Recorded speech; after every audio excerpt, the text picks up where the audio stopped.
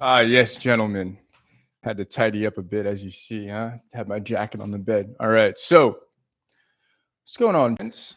Today is Thursday, February 27th. Time is 8:15 p.m. The year is 2025.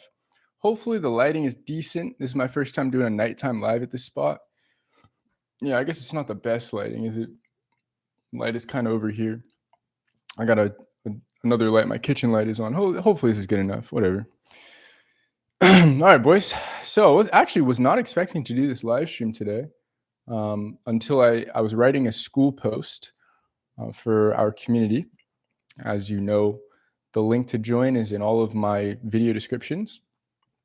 And I was writing the school post. I was writing this out, and then I figured I just feel like doing a live stream on it. Honestly, it's enough content here, and it kind of ties into the second point on the title, which is momentum is powerful, is what I wrote.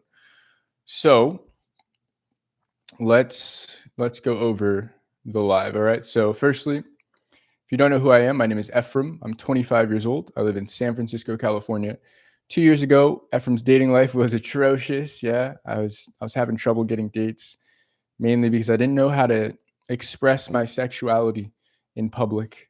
Pretty much, Christian always says, I love it. He goes, it's like the world, guys in today's world, we're closeted heterosexuals. Yeah, we're too scared to admit that we like the girl because of potential repercussions, societal pressures. And so that's where I was 2 years ago, back in 2023. I met this wizard named Christian Casanova. He taught me how to walk over to girls in broad daylight under any circumstances. We call it cold approach. And I became wicked at it. Now I'm pretty sick at it, honestly. Go through my channel if you don't believe me. Got boatloads of results with the skill set, and then getting to a point now where I'm actually looking to teach it. So just a brief update. Passed my software sales exam. Now I'm at the job application phase. What I was meant to do tonight actually was record these, it's like audio interview prompts for my profile. I'm going to be putting all this stuff on LinkedIn. So I'm going to be doing that after the live stream, but I figured let's just knock out this live. I feel like doing a live stream today. So anyways, yeah, I got good at the skill set. And like I mentioned, now I'm at a place where I'm trying to line up my life so that I got more freedom, more flexibility in my day-to-day. And I can take days off of work and teach the skill set. Ideally, if I have a remote role, I can fly to different places and do it too. So that's top of mind right now. So we're going to do the live stream in reverse order. So we'll get to the two numbers, two flakes at the second phase of the live stream. First, we're going to talk about the second half, which is momentum is powerful. Yeah. So the reason I wrote this is because the only reason I did this live stream was because I was writing a school community post about these two approaches and two girls that flaked on me. And that, like, just writing the post out, I was on the BART train riding home. Just writing that out in words to this community, it like filled me with enough motivation to hop on a live stream and talk about it, which I wasn't planning on doing. So that was the first point. I was like, that's interesting. Yeah, a little bit of momentum, just writing the post out got me to hop on a live stream. Now, the second portion of this momentum was I thought I had a date lined up today with a new girl, and we'll go over this in the second portion, which is the two numbers, two flakes. Tough. But Ephraim thought he had a date lined up, and because I thought I had a date lined up today, I was a little more kind of like light on my feet, so to say. Yeah, a little more smiley, a little more excitable. Yeah, I think I imagine there was a twinge more flirtation in my voice, and this came out in one of my tours, funny enough. So if you don't know, I tour people around apartments. I'm a leasing agent, so that's how I make my money right now. And one of my tours that showed up, it was two girls, had to be slightly younger than me. So I'm 25. I'd guess 21, 22, these girls. And they were both banging, all right? They were both very cute. Now, keep in mind, I'm thinking today, to be fair, I kind of knew in the back of my head the date wasn't going to happen just based on my history of girls that I'm texting that do end up coming out on dates with me versus girls that end up flaking on me. I could definitely tell this girl was way more leaning towards the flaking side of things. But just the potential of having a date lined up with this new absolute firecracker. This girl's proper hot. Yeah, she asked me for my Instagram. I followed her back, looking through her photos. I was like, whoa, all right. I was real excited about this one, but unfortunately did not happen. And but all this to say, yeah, I think I was just a little extra flirty today. Yeah, a little extra excited, I guess. And so that's the second part of the momentum is powerful. Yeah. So just a little bit of momentum, me thinking that I had a date lined up led to what I imagine that these girls would have been flirty with me either way, but I don't know. I think it was pretty intense. So let's get to the story. So these two girls, right after I got off my lunch break, these two girls were waiting for me in the leasing office, right? So my manager points back. She goes, "All right, those two, that's your tour, Ephraim. All right, I already checked them in. Here's their guest card." And so I was like, okay, for sure. So when I was walking out of the back, yeah, out of the like lunchroom area to the front, they already kind of clocked me, right? They already looked over. I will say I noticed this is pretty fun about the job that I have right now is I do get a lot of this kind of attention, which is nice. Yeah. Just being like the cute leasing agent, yeah, the young spry leasing agent.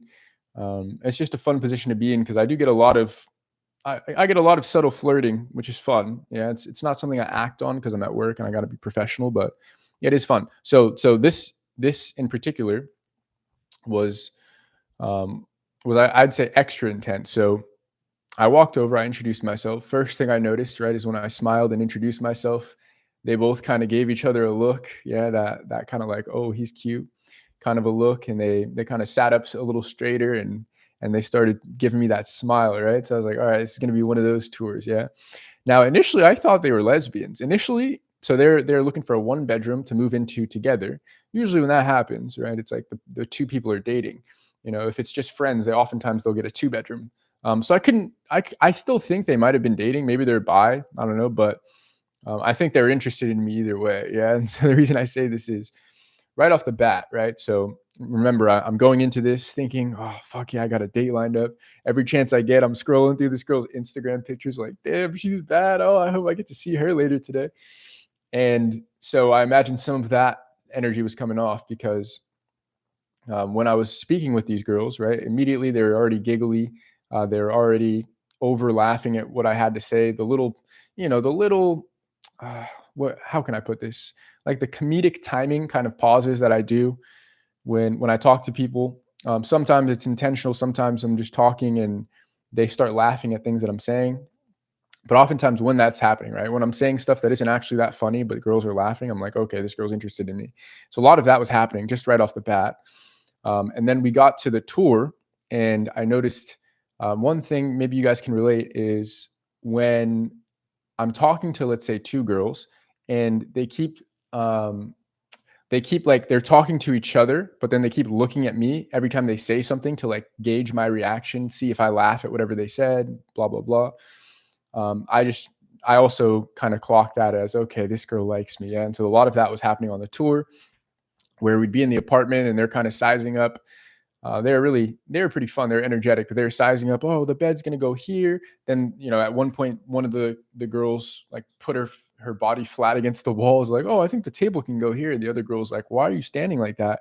And then they both looked at me, right? And then I just gave a little courtesy chuckle, and then they started laughing. So I was like, okay, nice. Yeah, I see what's going on here. These girls are flirting with me. Yeah. So that felt really good. Yeah. At one point, it's like one of the girls was just absolutely giving me the most intense eye contact. And when they're asking me about like requirements, and we were alone in the apartment, right? So it's just me and these two hot girls in the apartment, and they're asking me about, oh, what are the requirements to qualify for this apartment? And so I'm looking at each of them in the eyes. I'm very good at eye contact when I try to be, yeah. So like especially when I'm being professional and I need to get a point across, I'm very good at just looking them directly in the eyes. But yeah, like once again, I'm looking at one of them, they're starting to smile, and then I look at the other, she's smiling, and then all of a sudden I crack this like cheeky kind of flirty smile as I'm talking. So we talk a lot about on this channel about the nonverbals. And so if I was just going based off of the vibe and the nonverbals, I'd be like, these girls just wanted to fuck me in this apartment right now, no joke. Yeah, like that, just going off nonverbals, right? But obviously then you add in all the context about, all right, I'm here providing a service, right? Not that kind of service.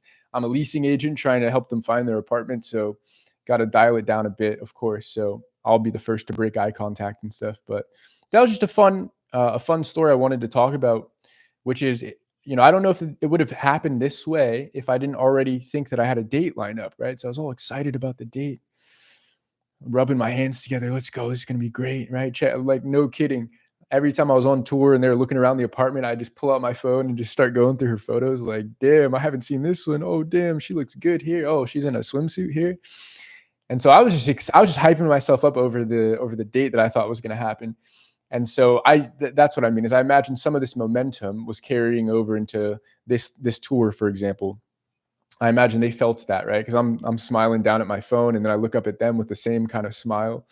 So, and then the last one was, while I was writing the school post, as you know, now I'm doing the live stream. But as soon as I hit post, I stepped off the train. I finally got to my stop, so I stepped off the train.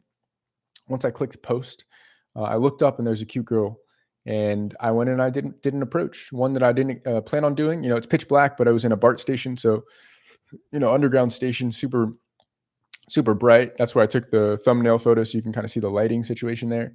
And of course, a lot of people on the platform, right? So I kind of fucked this one up, though. I'll be honest. I had my bike, so I ride my bike to the BART station, and she was making eyes with me, and then I was looking at her as I passed her with my bike. So I was like close to her. I passed her, and then I doubled back around with my bike to approach. So I think it would have ended up the same anyways. But I just think that was a slight pussy move on my end, right? It's like, well, if I'm going to approach, just do it the first time. I think, pat on the back to myself for at least going in anyways, right? Bailing and then turning around and going back. But still, it's like, I think that definitely detracts from the whole thing. It's definitely, it's different when you see the girl, no hesitation, you just walk over. That just, it presents yourself in a different light than when you're making eye contact with a girl, then you pass her, right? And then 3 seconds later, then you turn around. I don't know. I think, both have worked. I've met girls both ways. I've gone on dates with girls that I met in both of those scenarios, but I don't know. I think there's something different when you just walk right up, So anyways, but yeah, I walked over to that girl.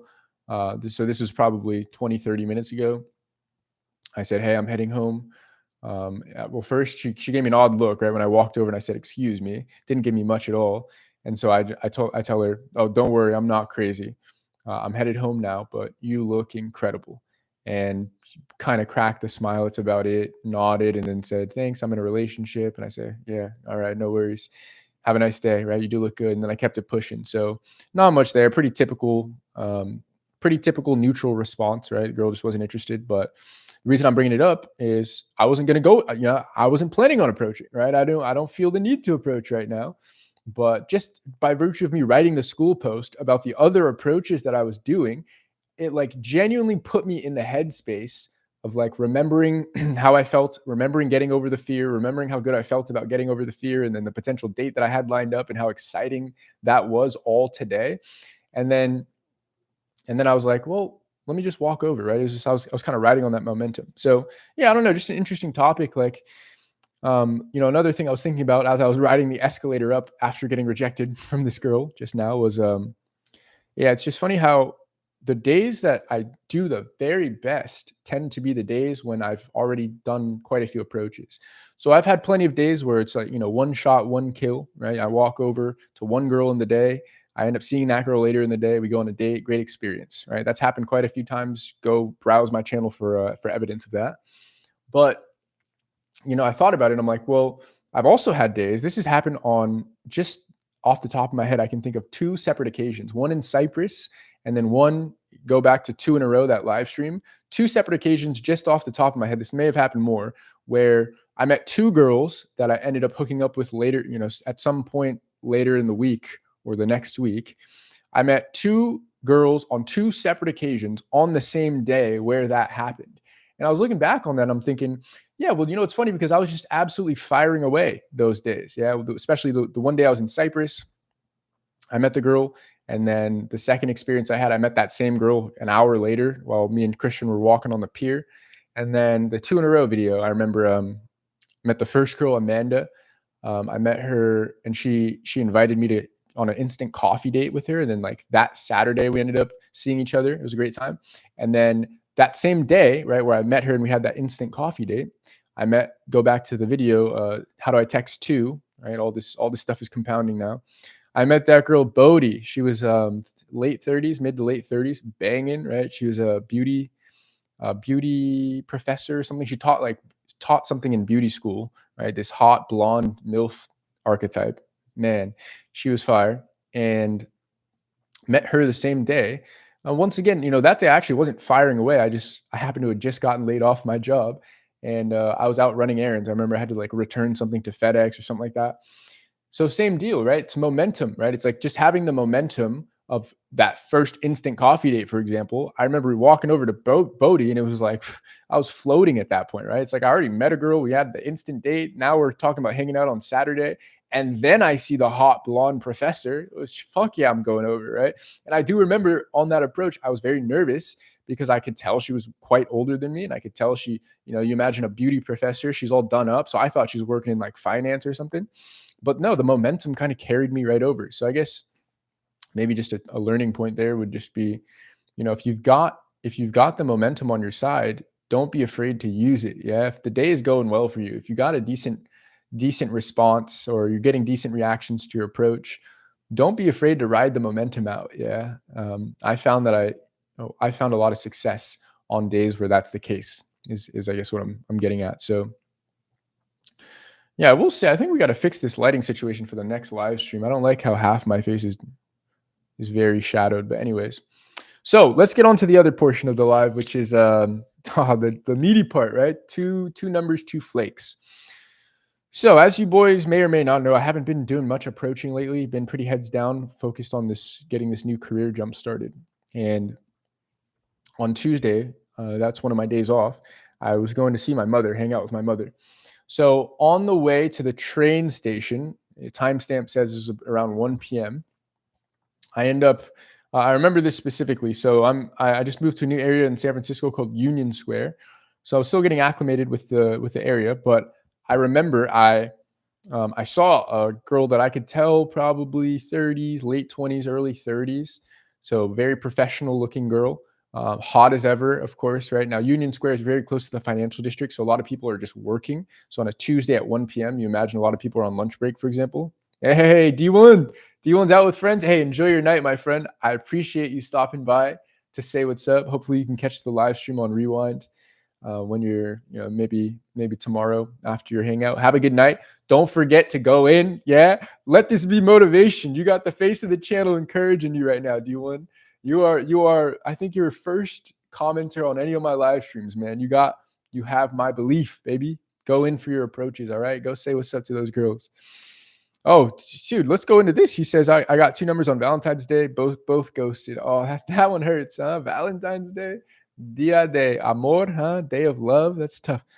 D1 says one seemed super into me, which was a bummer. Yeah, that's tough. That's how this feels too. Yeah. So I guess after your night out, firstly, have a good time. I hope the night goes well. Hope you find some cute ladies and have a good time, but or just hang out with the boys, whatever you end up doing. But I just lost my train of thought. I think I was saying that's basically what happened to me. So if you end up watching the live stream on Rewind, you'll recognize I'm in the same boat as you today. All right. I'm in the same boat. So back to the story. So Tuesday, saw the girl, the professional looking girl, hot as ever. And I skated past and I kept looking back and I was like, am I bailing? And I kept skating and I looked back, am I bailing? Kept going, right? And then at one point, I stopped at a red light and I could still see her at the crosswalk, probably like 100 feet back. And I was genuinely considering like, sometimes I just accept that I bailed, but I just look at the girl anyways. Yeah. Like I accept that I pussied out. And then I just look back at what could have been. And I'm like, damn, she's hot. I'm going to beat myself up over this in 5 minutes, but it is what it is. And as I was doing that, as I was at the red light, looking back going, fuck, she's hot. I'm not even that horny, but I do still want to go up and say hi. I mean, she looks so good. As I was doing this, I pan left and there's an equally hot girl at the top of these steps, if you're familiar with Union Square, and she was taking selfies at the top of these steps, right? In this tight black dress, hot as ever. You can tell this is one of the one of these gym girls, right? Potentially even one of the girls that gym influencer types, right? With like the most ridiculous body, right? Ridiculous. And so I'm looking at her, pretty face, ridiculous body. And then I'm panning back over to the girl I just bailed on. And I was like, dude, this is an opportunity dropped out of heaven. Literally, like I just bailed, and now the universe is handing me a second chance by going, well, look, there's a girl right in front of you that's just as hot. And it's very convenient to walk over to her right now. So if I was to bail twice in a row, it's like, all right, delete your channel, Ephraim, right? So picked up my board, picked up my nuts, walked over to the girl. Funny enough, we made eye contact. So I was watching her take her selfies, and then she stopped and she looked at me. We made brief eye contact, and then she walked down the steps and started walking away, right? And so I was like, oh, fuck it, I'm going in for this one. So picked up the board, walked over. Not the best stop. I was on the street. She was on the sidewalk. So I was coming off of the street at an angle. Said, excuse me. She stopped for me, told her she looked incredible. And then she kind of kept walking, right? A few seconds into the interaction, I remember telling her, I was like, yeah, what are you up to today? And she's kind of telling me, oh, I'm here. I'm on my lunch break or whatever she was doing. But she's like backpedaling. So this is something you boys can literally pull right out of my playbook because it works like fucking honey. It works like butter. It's smooth as ever. All right. When you feel the girl drifting away from you, which is going to happen. Yeah, not every approach is going to be perfect. Not every time she's going to stop for you perfectly, but sometimes you can still salvage this. All right. So when you feel the girl drifting away from you, I'm not going to tell you what to do, but what I do is I always call it out. Yeah. It's honestly 50-50. Sometimes I call it out and she just agrees with me and goes, yeah, I am in a rush, and then walks away. Other times I call it out and something like this happens. All right. So probably 10 seconds into the interaction, right? Oh, what are you up to? She starts like backpedaling, drifting away from me, right? As it, like, she's going in the same direction that she was headed when I stopped her. So she's turned to face me, but she's backpedaling to keep walking in the same direction. And then I just call it out. I go, no, you're walking away. Don't walk away. No, I feel you drifting away, right? I say something like that. No, I feel you drifting away. Don't walk away. And then she stops, right? She stops drifting away. Now, I don't know the science behind this, right? I imagine there's something comforting about somebody that is able to just call it how they see it, right? So it's like a guy that is a little less versed in this skill set, so to say, would feel the girl drifting away, and he might take a few more steps towards her, right? That would be like worst case scenario. You stopped the girl, she stopped for you, you gave her the compliment, she started drifting away, and then you started like inching towards her, almost following her kind of. In my eyes, I'd see that as, all right, that's pretty desperate. That's kind of like a bad look, right? The other guy, maybe he just wouldn't even call it out at all, right? So maybe that guy would feel her drifting away and like would speed up his conversation, hoping that she would stop, right? Hoping that she would stop backpedaling, right? So he'd feel her drift away and he'd go, so anyways, what are you up to? Oh, what are you up to? Where are you going? Oh, what do you have going on today? In hopes that she would stop. I've probably done this in the past, yeah. But my method, what seems to work for me quite a bit, is just calling it out, right? No, you're drifting. Oh, you're leaving. I feel you. I can feel you drifting away from me right now. Like, don't leave. Don't walk away yet. Come on. You haven't even heard what I have to say or something like that, right? We haven't even got to the good part, some shit like that. So in this case, she stopped right in her tracks when I said that. And then I took a step forward, and then she took a step closer to me, and we kept talking, right? So I was like, all right, sick. I saved it. Yeah. Would definitely say this is, I will say I was pretty cool, calm, and collected in the conversation. I think that's just a testament to how many approaches I've done. But when I'm in front of a girl that I think is just this, oh my God, she's hot. I imagine, we talk about the nonverbals, I guess a better way to phrase. We talk about seeing yourself from the third person perspective. Well, I can't do that, right? Nobody's filming me. So in my head, I was still smooth, cool, calm, and collected. But I imagine if I had a friend literally standing there listening to the conversation, watching it, they probably would have picked up on some signs that I was a bit nervous. I was a bit in over my head. Yeah. Just mentally thinking, wow, this guy or this guy, whew, we're approaching dudes now, huh? Thinking, wow, this girl is too hot for me, or wow, this girl looks like an Instagram model kind of a build, right? Whoa, she's hot. She's like a fitness model.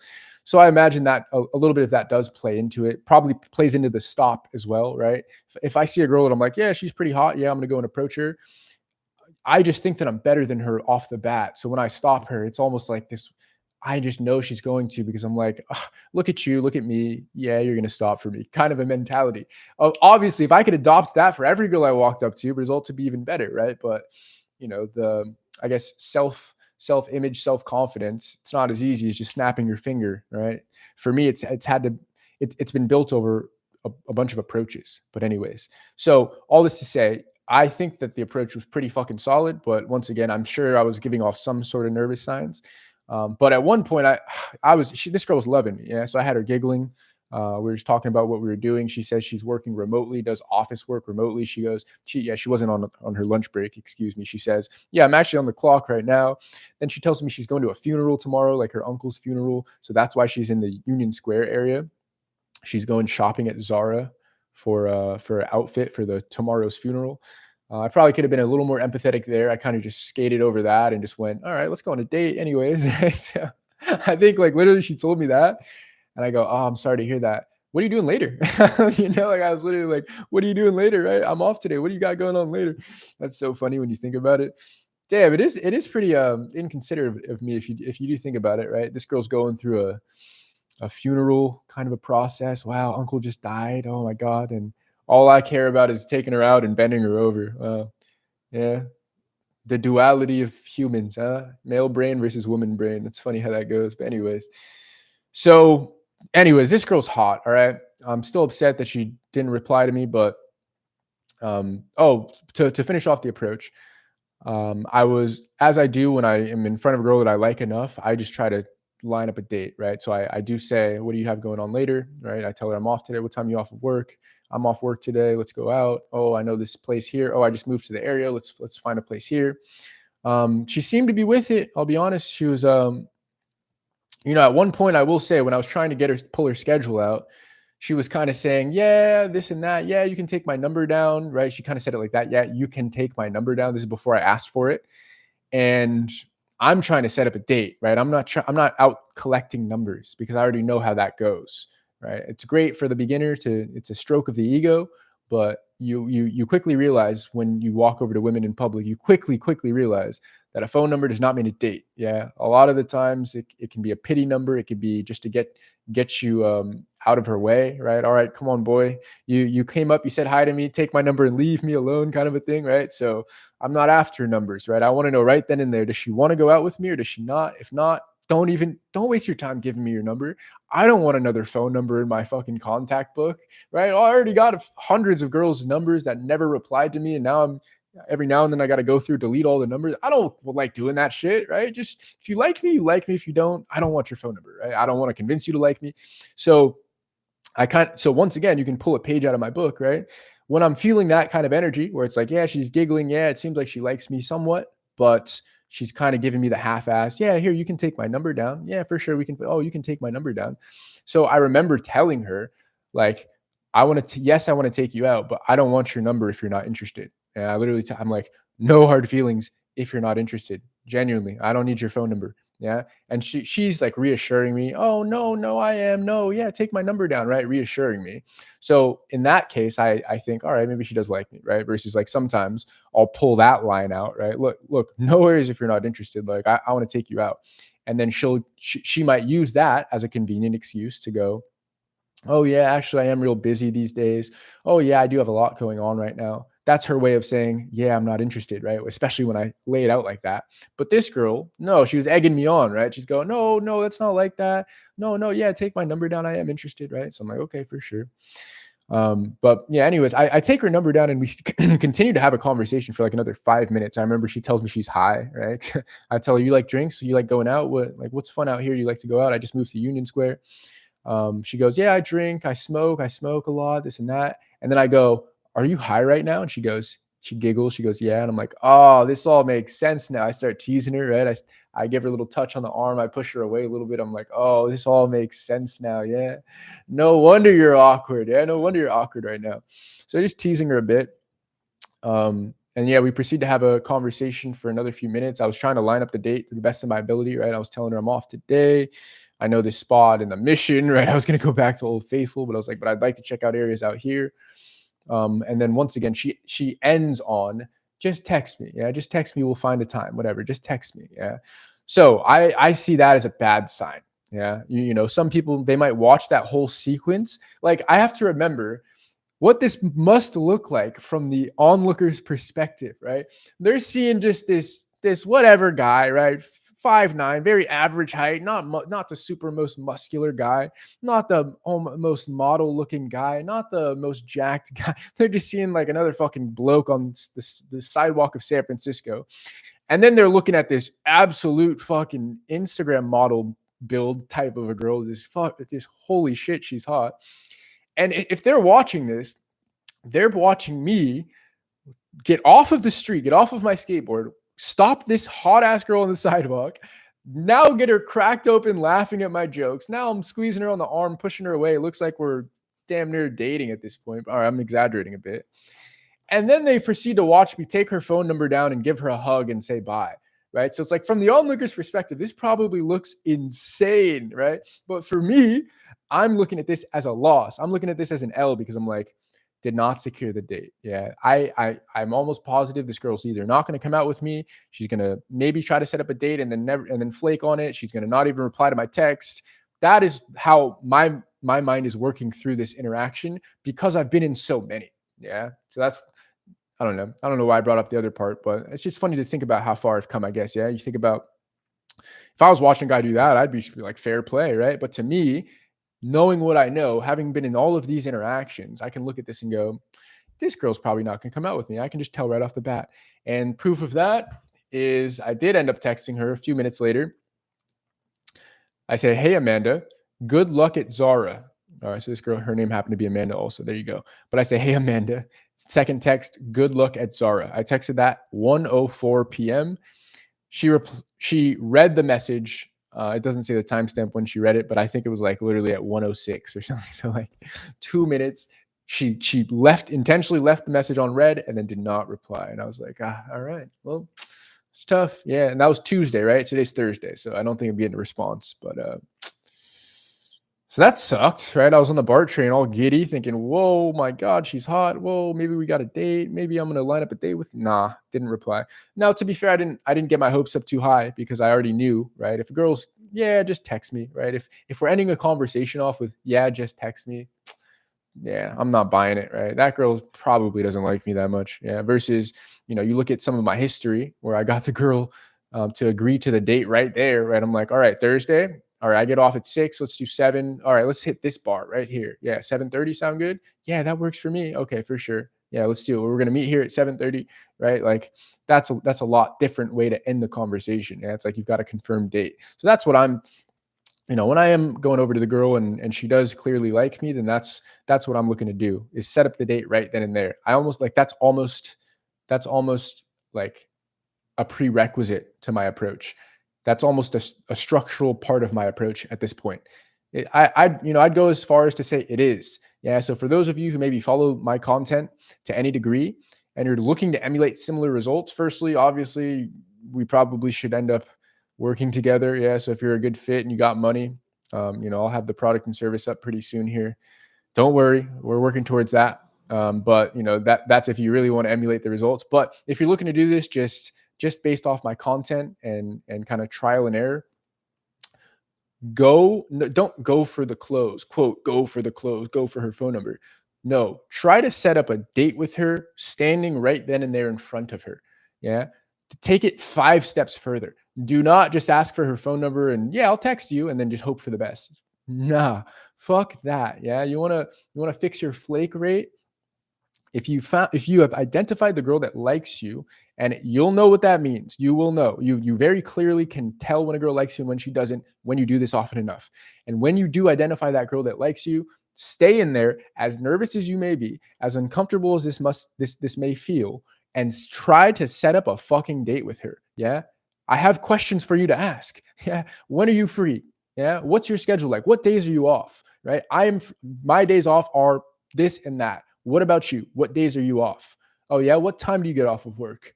Okay, sweet. This might work. Yeah. You know what? Tuesday I'm off. You say you get off at 9. That's a little late. Thursday, you say you're off Thursday. Okay. I get off at 6. That's a little better. What do you like to do? Right. Set up, ask questions about date topics. Like this is all shit that I'm doing in the approach, right? What do you like to do? You drink? You like to drink it all? Do you go out? Yeah, I go out every now and then to this bar. Oh, there's a sick bar. All right. I just moved to this area. There's a sick bar next door. Nice, nice venue. Got some booth seating here. Wow, we should totally hit this bar. All right. So you're off Thursday. Let's do Thursday. I get off at 6, so probably like 7:30 or 8. Is that gonna work? Yeah, that should work, right? Like you're putting this shit in stone. Yeah, set up the date, and then use the text as a mean to an end. Yeah, I try to do that as often as I can. All right, it doesn't always go that way, but a lot of the times when I end up going on a date with a girl, I set it up from that initial approach. So, and then the second girl. All right, so that was first girl. One number one flake. Now let's go on to two number two flake. All right, so the second girl of the day. Got to my mom's spot. I had her, I got to BART. She picked me up from BART, and I had her drive me to a few stores. I had to return something to Best Buy, return something to Target. So we made a couple of stops, right? One of the cashiers, one of these girls, probably 26 or so, hot as ever, just about as hot as Amanda, the first girl. Oh man, she was bad. But as I was in line, I was the next person up, and she was already giving me the eyes. Yeah, so I was stretching, right? I was doing my little stretch, whatever, looking around, and then I make eyes with this girl, and she's already looking at me while she's helping the customer in front of me. She looks at me, we lock eyes for a bit, and I go, she's hot. Okay. I didn't clock her. That girl's fucking bad. I hope she checks me out, right? I hope she rings me up. And what do you know? She does, right? So it comes to be my turn. I walk up. So one thing I will say to preface this, when a girl's on the clock, right? So when I'm talking to a girl that's a cashier, she's working at the store that I'm at, I'm very hesitant as far as I guess I'm very light with my flirting. So yeah, there's traces of flirting here and there, but it's very rare that I layer it on, right? It's not like, wow, you look so beautiful. What are you up to? Oh yeah, when are you free? I don't do all that shit like I do when I'm approaching the girl. Main reason is because when I walk over to the girl in public in these various environments, she's free to leave whenever she wants, and she knows that. And oftentimes she does leave, right? So oftentimes she does leave. She doesn't even say anything, or she says thanks and keeps walking, or she says thanks, I got a boyfriend. The problem is when the girl is stationary or just even on the clock at work, she's in a fixed location and she literally cannot leave unless she wants to get fired, wants to make a scene, yada, yada, right? This is why a lot of times I'm pretty hesitant when it comes to flirting in these recurring environments. So not only will I maybe see this girl again if I go back to that store, right? So that could be kind of a weird scenario, but she's kind of stuck there, right? So if I'm layering on the flirting and she's not interested, she's gonna, try to let me down easy, but she can't leave if she wants to, right? She kind of just has to sit there. And I just, when I see guys, I think of the FitX Fearless type, going over to the girl that's at the mall kiosk and she's just sitting there and has to stay there. And he ends up having a 20-minute conversation with that girl, all platonic. Yeah, no flirty vibes. Then barely ask for her phone number. And she's like, kind of like, why do you want my number? Oh, we should just get together or something. Yeah, I'll text you or something. Like, I just see that whole thing as very cringe because firstly, I see that as very easy targets, right? The stationary girl who can't go anywhere. But also it's just like, I like that the power is equally in her hands when I walk over to her in transient environments like the sidewalk, right? Because she could just keep walking. And that's what makes the ego hurt a lot more because she can keep walking, but that's just how this goes, right? When she's at the store, I'm a lot more hesitant. Yeah. So it's almost as if she needs to clearly flirt with me or show me signs that she's interested before I will apply literally any pressure. And even when she's giving me pretty clear signs, I'm still pretty one step at a time with it. Yeah. So let's go over this one. So she was already looking at me when I walked up to the counter to greet her. That was a good sign. All right. But that was just, all right, girls look at me now and then. Like, that's not too big of a deal. That's not crazy flirting. Right.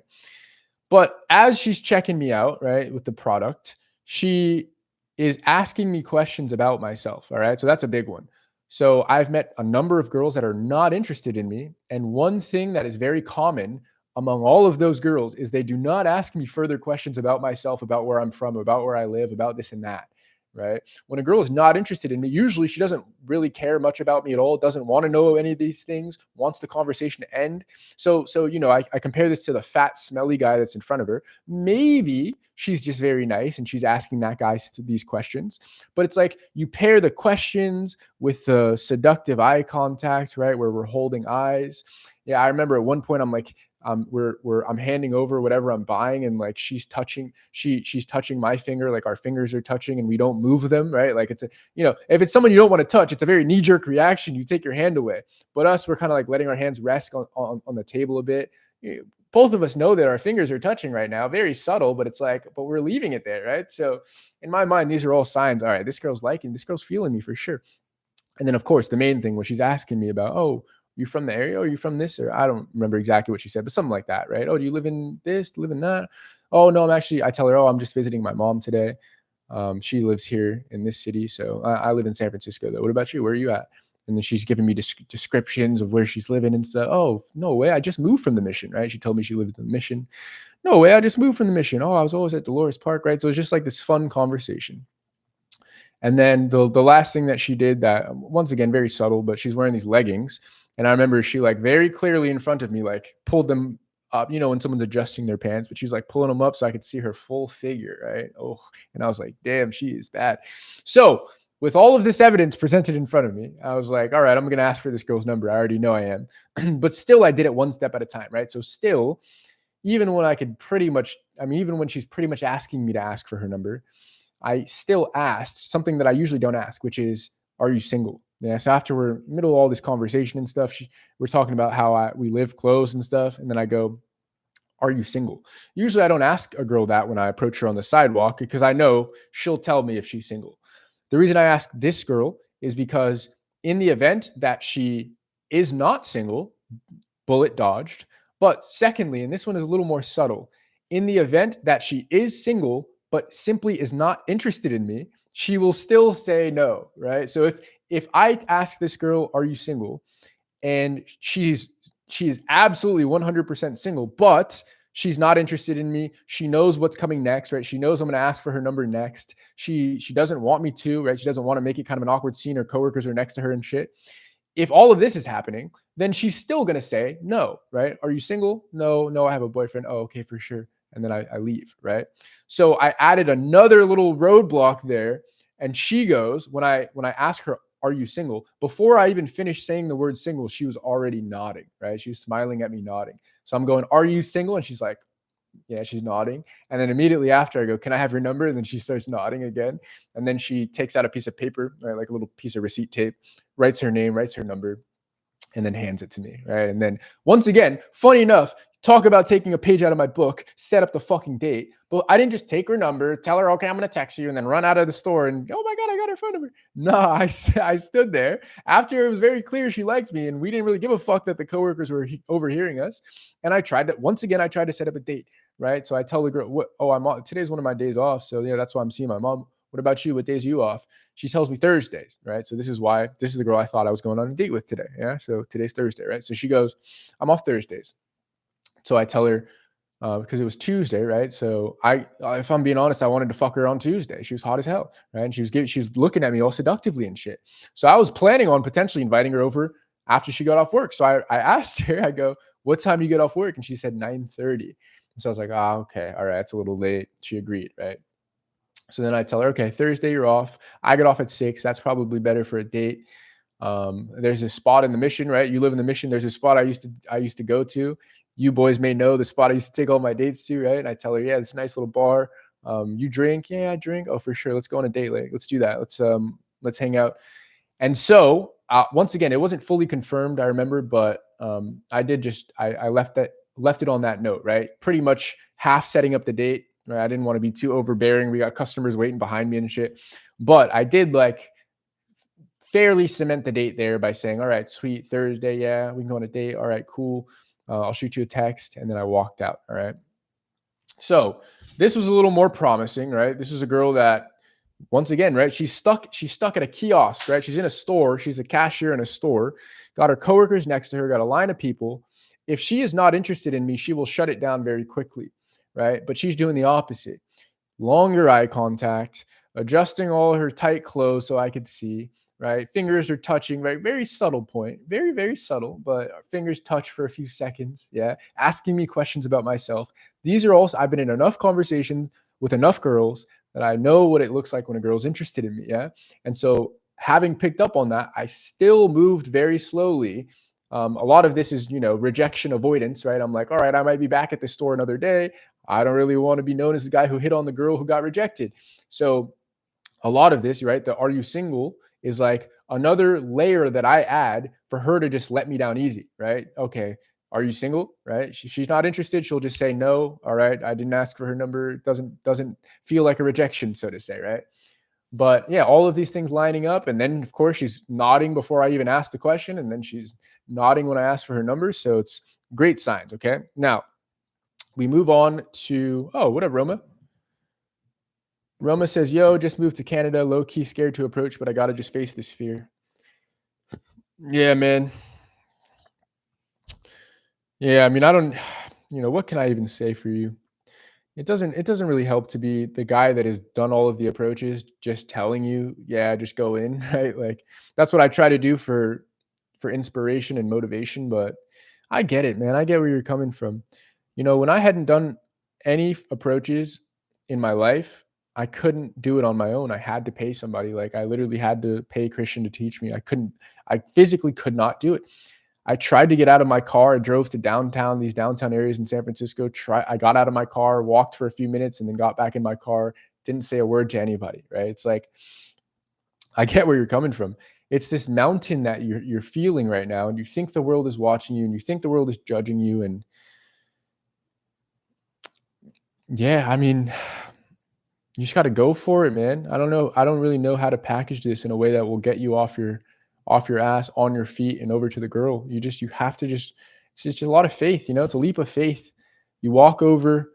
You're scared. You're nervous. You feel the butterflies. You feel the heart pounding. You're scared of all. You're thinking about all the outcomes, usually the bad ones, right? You see the girl. The first thing you think is the good outcome. All right, her, me, my bed, butt naked, tomorrow night, right? That's what you're thinking when you see her. Then when you start flirting with the idea of walking over to her, then all of a sudden it's like, okay, she might scream. All right, she might pepper spray me. All right, she might uppercut me. All right, her boyfriend might jump out of the bush and start beating me up. All right, her dad might fall out of the sky and go, "Are you flirting with my daughter?" Like all this funny stuff that we make up in our head. And I don't know, man. I just don't know you just got to go for it. Um, but yeah, look, I'm getting pretty close to being able to coach guys. All right. I'm pretty close. I'm the closest I've ever been. Yeah. Passed the exam, getting to the job search portion of the or of the job search portion of the course. I've got guys in the chat telling me they want to be able to approach, but they can't. This is all good motivation for me to pound through this job search material and get to applying and stuff. So I appreciate it. Appreciate the vulnerability, Roma. I know it's tough, man. I've been where you are. Yeah, it is tough. So I'll keep going. He says I'm in a cage with a lion. Definitely wait. In a cage with a lion, the approaching. The approaching is the lion, you're in the cage. I think that's what you mean. I don't know. Anyway, so moving on. So this girl, I leave the store. I send her a photo. Here, I don't want to show you her number, so I will just show you the text thread, right? Can you see? I don't know. It's a photo of the piece of paper with her name and her phone number on it, is basically what I'm holding up here. It's not going to focus very well. But anyways, so I text her, "Hi, Cassidy." She says, "Hi, hello," emoji. I say, "Was hard not to hit on you." She says, "I love me a compliment. Don't hold back nothing next time." I say, "I won't hold anything back." And she says, "You have an IG?" I say, "Yeah, add me." So I send her my Instagram. All right. So she follows me. I follow her. I'm looking through her pictures. Damn, she's bad. I text her. So that was yesterday. Or sorry, that was Tuesday. And then yesterday morning, I texted her on my Instagram, right? She never replied to that, by the way. She just followed me on Instagram. So I was like, all right, whatever. So today, right, the day that we were kind of had the tentative date lined up, I texted her 9:15 a.m. So right when I got to work, I said, "Hey, let's get drinks tonight." She said, "Let's." Yeah.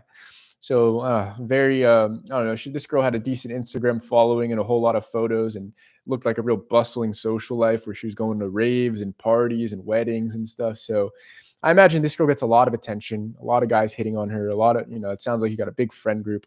Probably not the only guy trying to get her out on a date tonight, on her day off. So I think that's, and yeah, I was gonna say that's what I chalk that response up to, right? She just says, let's. I say, let's get drinks tonight. She says, let's, right? So that's kind of like, yeah, let's do it in a very low effort kind of way. So that already was kind of an eyebrow raise to me, right? I was like, all right, she's not giving me much here. So I tell her I'm off at 6. Let's meet at blank date or location I used to take all my dates to because she lives in the Mission, right? So I say, let's meet at blank at about 7:38. Get extra cute for me. All right. So I text her that. She replied at 10:45. I texted her that at 11:30. Now she never replied. All right. She didn't reply to that. So this is, it's 10:45. She says, let's. That was enough for me to go, oh my God, she's hot, right? I'm looking through her photos thinking, damn, this is going to be a great time, right? And I'm getting myself all hyped up, excited about it. Like, yeah, this is going to be fun, right? I hope this happens. You never know. She could just flake on me like she did, right? But so then 4 p.m. comes around. She still hasn't replied to my, I'm off at here. Let's meet at this location at about this time. Get extra cute for me. She didn't even reply, right? So I wouldn't necessarily recommend this. This was more so me doing this out of experience. So firstly, I'm not a big double texter. All right. I don't often double text a girl. Usually if she doesn't reply to me, I kind of just shrug it off and go, yeah, okay, whatever. But there's something about this girl that it felt like she liked when I was leading the whole thing, and she was like violently flirting with me at the store, but she still liked me to pull out all right, are you single? All right, let me have your number, right? Set up the date. And then same deal, right? I say, hey, let's get drinks tonight. Let's, right? Not really giving me much, like, oh yeah, how about this time? How about that time? So I was kind of on the fence, right? I'm looking at this like, okay, either she's not that interested and she's kind of just stringing me along, or just another option in her night, right? Oh, this guy wants to take me out. So does this guy over here. So does this guy, right? So I was kind of seeing it as that. The other part of me was seeing it as she just wants me to take the lead, right? I was seeing it as like, all right, this girl is like this level of hot that she doesn't want to fuck with any guys that don't know what they're doing, any guys who get scared off by, a little silence or a little bit of shortness with her communication. Right. Because, me from 2 years ago, her not replying after I said, yeah, add me on Instagram. And then she just added me, but she didn't text me back. That would have been enough for me to go, all right, this girl doesn't like me, and just not even texted her. Right. And I could have been right. But I still decided, fuck it, burn the boat. She's hot. Whatever. Let's try it. So that's why I texted her, let's get drinks. Anyways. So at 4:51 p.m., right, this is when my heart is starting to sink.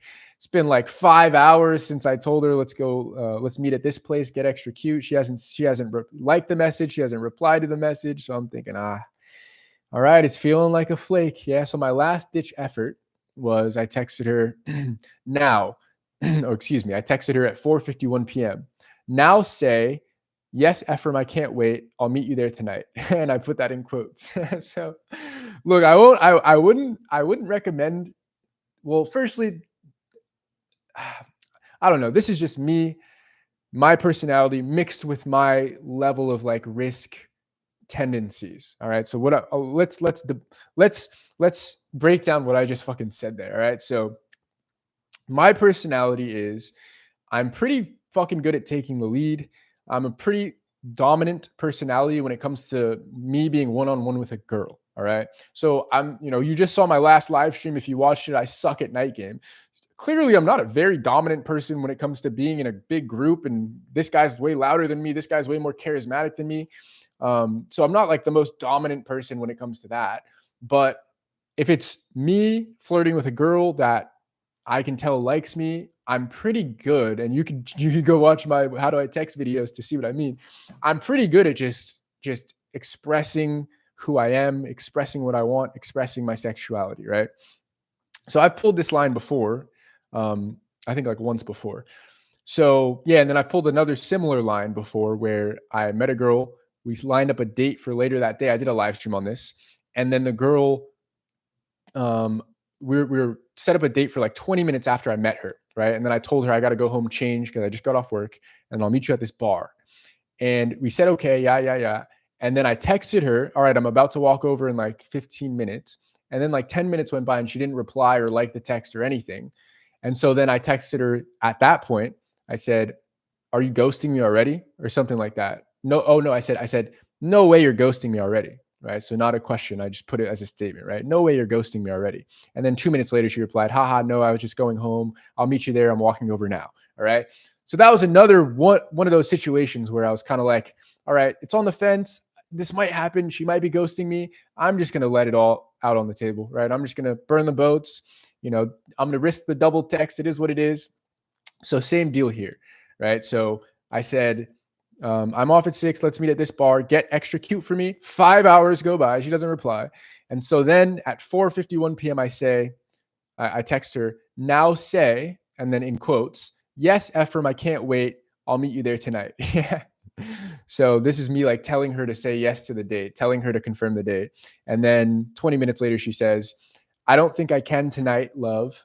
This was hot, right? This is one of those girls that was like, her aura was sexual, right? I love that when the girl was just so expressive with that, right? Calling you love and babe and stuff. So she goes, I don't think I can tonight, love. Some things I need to handle came up. And that's all she said. So I didn't reply, I didn't like the message. And I'm probably, to be completely honest, probably never going to text this girl again. Yeah. So, I'll throw her in the backlog. Yeah. Like the girls that I've had in the past that they said something half-assed like this, didn't offer another day or another time to meet up. And I kind of looked at that as like, all right, this girl's not interested. All right, this girl kind of stringing me along. I didn't text her. And then every now and then, one of those girls will text me, right? Like if you go back to how I got laid on Wednesday night, I think was the video, or Thursday night, something like that, where that girl would like intermittently ghost me. And then I just would like let her ghost me, right? All right, she never replied. And then she would text me 5 days later out of the blue. All right, this and that, right? And then one day she texted me something that clearly wasn't leading to a date. Then I just didn't reply. And then the next day she goes, hey, are you free tonight? Right? So it's like that kind of I'm putting this girl into that category of girl basically, right? So like the first category 1, tier 1 is the girl that is just very clearly interested in me and sets up a date with me right then and there on the spot, either right, like instant date vibe, or for another time, right? Where we just confirm it right there in the initial interaction. Tier 2 girl would be the girl that, okay, we don't solidify the date right then and there, but she does seem very interested in me. She's giving me her availability. I would have put her in this category. And then over text, it makes it very easy for me to set up a date with. Brazilian or Venezuelan girl, right? I haven't dropped the video yet. I'll drop it soon, I promise. But you'll see in that text thread, I didn't set up a date with her in the initial interaction, but literally 2 back and forth texts with that girl, and I tell her, come on a date with me tomorrow night or something like that. And she says, yeah, right? So very easy. Makes it very easy for me. And then we get to tier 3 girl, which this girl is at now, which is, yeah, initially seemed to be pretty interested in me, barely gave me much over text, and then, didn't completely ghost me, didn't completely, we could say, reject me, but, didn't really give me much either. So, she says, let's, I say, hey, let's get drinks tonight. Let's, right? That's her reply. And then as you see to my little command I give her, now say, yes, Ephraim, I can wait. Or yes, Ephraim, I can't wait. I'll meet you there tonight. When I tell her to say that to me, she says, I don't think I can tonight, love. Some things came up I need to handle, or some things I need to handle came up, right? But once again, doesn't say anything after that. She doesn't text me, but how about tomorrow? Or, but let's do another time, or anything like that. She just kind of, I read that and I say, that was kind of a fuck off text, right? That was kind of like, I'm not really interested. Nah, fuck off. I was kind of playing with you, right? So it is what it is. So there you go. 2 numbers, 2 flakes. And to be fair, the first one wasn't technically a flake. That girl just left me on red right off the bat, which is once again why I would just prefer her to just be honest and tell me she wasn't interested, right? Like that's, it is interesting when you think about it, because it does, on one hand, it is kind of like psychological torture. Each and every time you see this girl, you work up the courage to go over to her, you do this bold act. Yeah, you put your balls on the line, man, heart beating, get her phone number, try to set up a date with her. even like insert that line. All right, if you don't like me, don't give me your phone number. I will walk away now. I promise no hard feelings. Right? You even tell her that. She reassures you and then proceeds to ghost you right away. That's always just tough, tough psychologically because it's like, God, I could have avoided this whole like up and down roller coaster of like, oh my God, she's banging. Whoa, maybe she's gonna come on a date. I could have avoided that whole like raising of my hope and then crushing of my hope if she would have just been like, yeah, actually, I'm just not interested, or yeah, I'm good. And then, a lot of girls do that. A lot of girls that I've approached literally just say that, right? When I tell, oh, you're not giving me much, like this doesn't feel like you're interested in me, or oh, you're not giving me too much right now, like what's the deal, right? And then she'll just be like, oh, I'm good, oh, I'm not interested, right? That just feels good. I mean, it sucks in the moment, don't get me wrong, but it feels good long term because you didn't get your hopes up. But this kind of girl, right? You want this caliber of girl where you're thinking she's out of my league, then you work up the courage to go over to her, then you try to line up a date, get her number, she gives you some hope, and then says, actually, I'm gonna ghost you, right? Oh, I'm just gonna leave you on red. That's always tough, but we can't control humans, we can't control human behavior.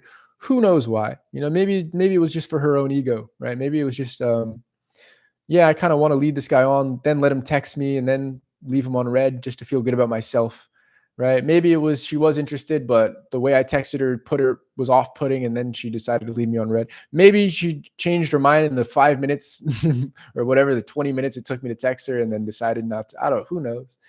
We don't get to decide, right? That's what I love about this. So that's the other thing, that the other side of the coin, right? Which is it's kind of taxing psychologically. And this isn't just cold approach, right? This is just romance, right? Romance can be taxing psychologically, especially when you're the guy that's putting up a lot of shots. But it is very reinforcing as well. It's very ego, or maybe not ego, but I guess self-belief reinforcing, because no, that's not the word. Resilience. Yeah, it's reinforcing to your sense of resilience, because every time something like this does happen, it just kind of I just pile it on to all the other times where it happened, and it becomes a little less significant, right? So this exact sequence has happened probably over 100 times. Probably over 100 times that I've gotten a phone number and then the girl just didn't reply. And now it's a lot less impactful. Yeah, if this would have happened to me in Poland, I would have been, oh my God, I thought she was the one. Oh my God, I thought she was gonna be my Polish girlfriend for the month, right? But nowadays, it's a lot easier to detach from outcome and go, as hot as this girl was, as much courage as it took me to walk over to her, and as shitty as it is that she assured me that she did like me just to leave me on red immediately, like, I get it, it's just all part of the fucking game. Yeah, it's all part of growth and self-development, and I still feel better for it. Yeah, better, feel like more of a man that I walked over there, and it is what it is. And then of course this one's rougher too, because she was just as hot, but I got a little bit closer to the date, right? That's always a part of it. It weighs a little more the closer you get to the date, right? That's why it feels the worst if she flakes 5 minutes before the date. Actually, something came up. I can't go anymore, and that's it. Last time you hear from her, that sucks, right? And then of course, as you boys know, when it sucks the absolute most is when you're like on the date with her. It seems like things are going really well, and then you try to bring her back and doesn't happen, and then you never see her again. That's like the worst for you. That's happened to me plenty of times also. Go back and check all these fucking live streams, right? Do you know how many times that exact sequence has happened, right? Hawk girl, courage, walk over, courage, right? Drop off compliment, set up a date, go on date, flirt on date, buy her drinks, banter, fun, teasing, flirting, touching, kissing. Oh, come back with me. Yeah, I'll come back with you. Oh, now I'm back with you. Actually, I got to wake up tomorrow. I'm going to go, or something, or just doesn't come back. Actually, I got work tomorrow. I'm going to go. That's just so tough. Yeah. But that's what makes this whole thing so fun, in my opinion. Yeah. Yeah. That's the other thing I was thinking about is I really am in love with the ebb and the flow of this whole process. Yeah. As much as it's you and I can sit here and say it sucks to get ghosted and this and that. Firstly, we have to refocus. Yeah. We got starving kids in Southern America right now, right? We got kids that are living in mud houses and barely eating enough to survive, and living in rat infested, cockroach infested, tiny closet apartments. And our biggest problem is, yeah, the girl that was hot that had a fat ass actually didn't come out on the date with me, right? It's like, okay, well, sucks, but like, yeah, relatively, life is not that bad, is it, right? At least we're in the game, right? We got some guys that literally signed on a dotted line when they were 20 years old, naive as hell, thinking that the first girl that fucks them, they have to marry because of morality.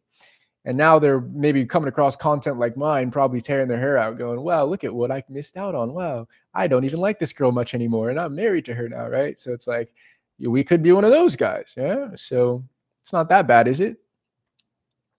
But yeah, we can always still acknowledge that, okay, relatively it's not that bad, but we're living life through our lens.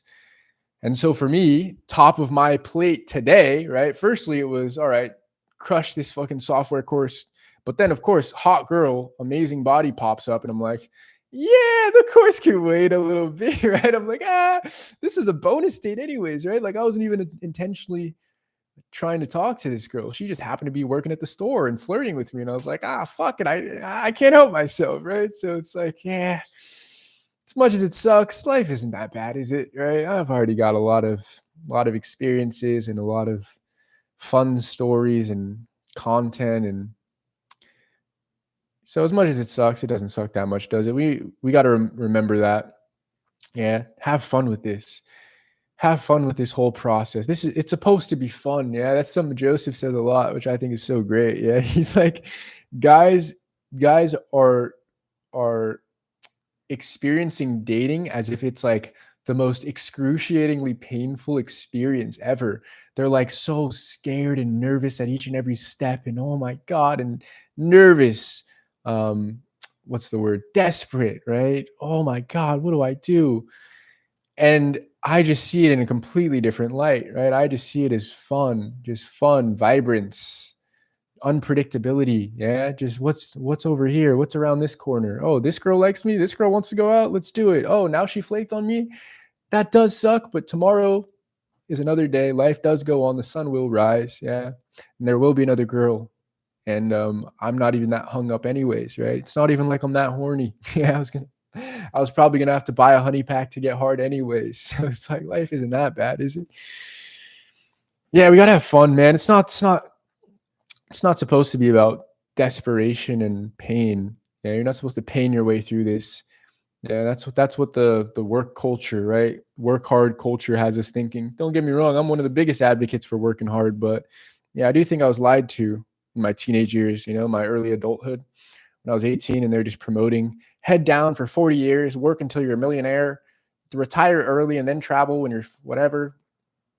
That sounds like a great path. I don't knock anybody who did take that route, but then you look at it, you pan over to a culture like Spain, where they're just like the opposite, right? They're just like hedonism to the max, pleasure, pleasure, pleasure. Right? You meet people from Spain, all they want to do is rave until 5 a.m. and party and be in the city center, throwing glitter around and getting drunk and shit. And to the American societal kind of a concept, we'd go, they're not working towards the American dream. They're not living a fulfilling life. Oh, they're not working hard, prioritizing pain 24/7. They're not, but they might be enjoying life also, maybe a different type of enjoyment to a certain extent. I don't know. And I'm sure the answer is probably somewhere in the middle, but we're rambling at this point. Who fucking knows? All right. Royal Bananas in the chat. What up, baby? Royal Banana says, hey, Ephraim, I signed up to the Entourage a couple months ago, but Christian hasn't reached out yet. What's up with this wait list, bruh? Dude, I'll be quite honest. All right. Your name and you, firstly, you're great. You watch a lot of the lives. You comment on a lot of the lives. I appreciate you for being so interactive. All right. But your name is the Royal Banana. Your YouTube profile picture is of a cartoon banana. And you are asking me why Christian has not reached out, even though you signed up for the waiting list for the Entourage. All right. So it's like, you have to ask yourself, are you and I the same caliber? Right. Because guys of my caliber are the guys that are in the Entourage. Yes. Guys that are not afraid of themselves, not afraid to put their face out there. I'm not saying you need to be a fucking internet personality, but you got to do a little bit better than the royal banana cartoon banana profile picture. Does that making sense? So I imagine the reason Christian has not reached out, and I'll admit you probably don't have the same picture and name on your Gmail, your Gmail account, but the energy with which you present yourself on YouTube probably can kind of trickle into your language that you use when reaching out, your level of seriousness that you display when reaching out. I guess what I'm saying is, like, we got killers in the entourage. Yeah. I don't mean murderers. I mean just savages. Yeah. We got guys on different continents. We got guys literally captaining naval ships. We got guys getting the hottest girl ever on their first approach. I mean, God, we got business owners, guys that have already seen 7 figures, right? Guys that are turning over 6 figures a month. Are you up to par with that? I'm not saying, like, I guess, do you bring to the table something equivalent to that? That doesn't mean you got to be the 7-figure guy. That doesn't mean you got to be the naval captain. Yeah, that doesn't mean you got to be Joseph the world traveler. That doesn't mean you got to be Iceman, the wise man with all the knowledge in the software company that already retired, or I'm not even sure what he's doing these days. But, like, you see, for me, for example, I'm not any of those things, and I'm the furthest thing from rich. But what I do have is this edge to me. Yeah, I do have this dog mentality in me that was revealed when I worked with Christian. And that's what I mean is, like, he could probably already sense that in me just by the way that I reached out to Christian, right? So when I reached out to Christian, he didn't even have a calendar. He might have had did he have a Calendly link? I don't think he had a Calendly link. He might have had one. I don't remember. But when I reached out to him, the first email I sent the guy was, hey, this is my first name. My name is first name, last name. Here is my LinkedIn. I am from San Francisco. I'm 23 years old. I am dissatisfied with my dating life right now. Here's where I think I'm going wrong. Here's where I want help. Can you help me? I'm looking to pay somebody, so I want to learn what you can do. Like, do you see the level of seriousness just conveyed in the very first message, right? Like, you have to audit yourself. When you sent the message, was it like, hey, I'm kind of just trying to see what this is all about?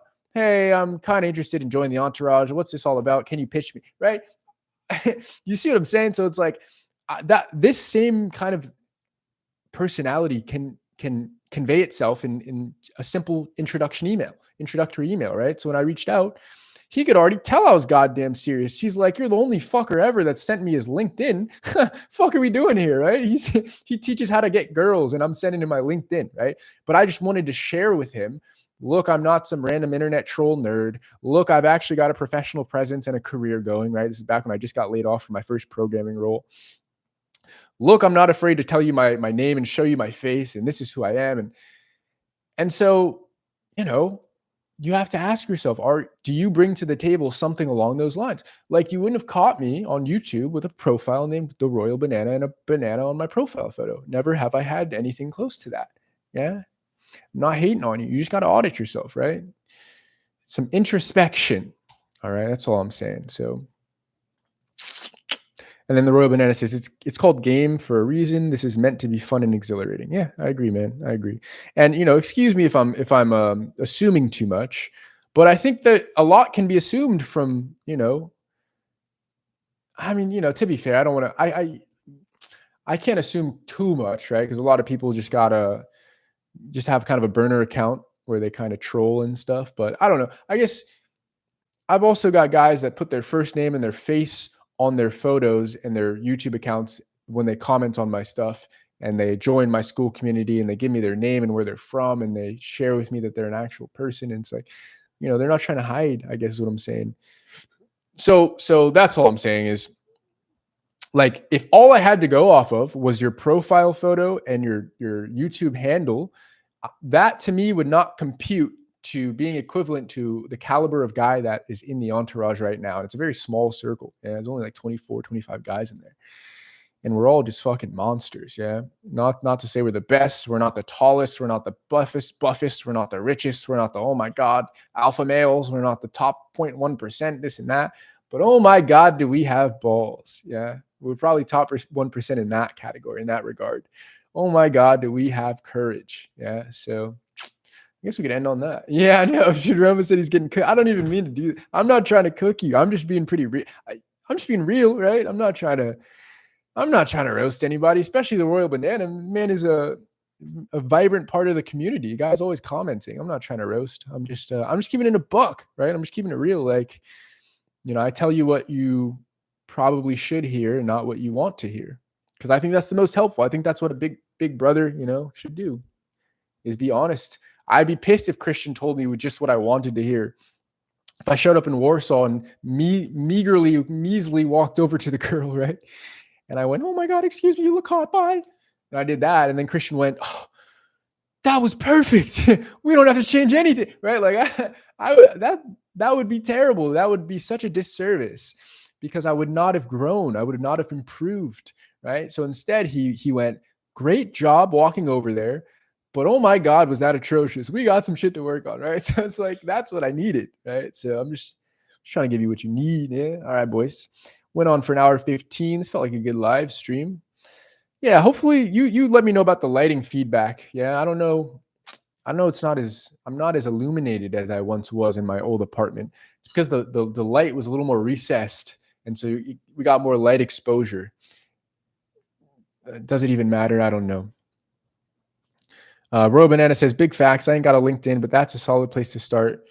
You're giving away the blueprint here. You're going to revamp and reattempt." Or he says, "Gonna revamp and reattempt." Yeah. Well, you know what?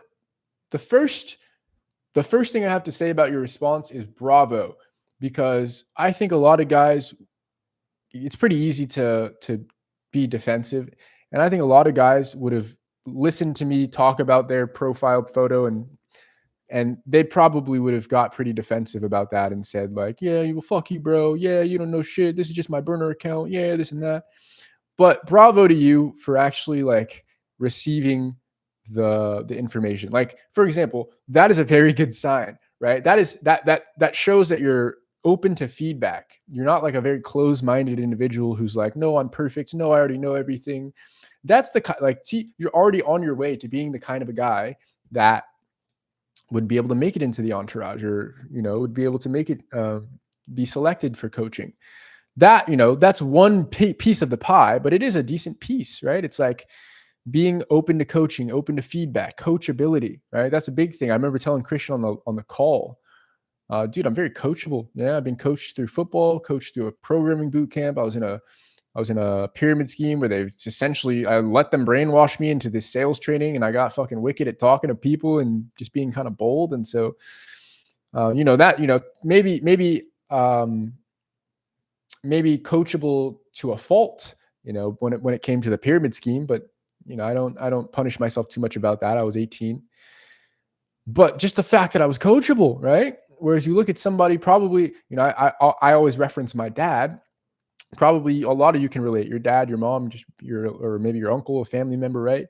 Who they're 65 years old. So you imagine after 65, you've got such a certainty about the world because you've lived a year 65 different times, 65 years of a certain opinion, right? And certain way of viewing the world, a certain political affiliation. And it's like, you introduce like, it goes so deep that I could say something clearly correct, but if he doesn't agree with it, right? Or if he's been told something different, he just wouldn't accept that, right? I'd have to literally like show clear evidence. I mean, that's not a good way to put it. I mean, yeah, I don't know. I feel like there are times where I'll use the opposite, where he'll say something that is can very clearly be disproven, but because he's believed it for so long, he's so certain in it.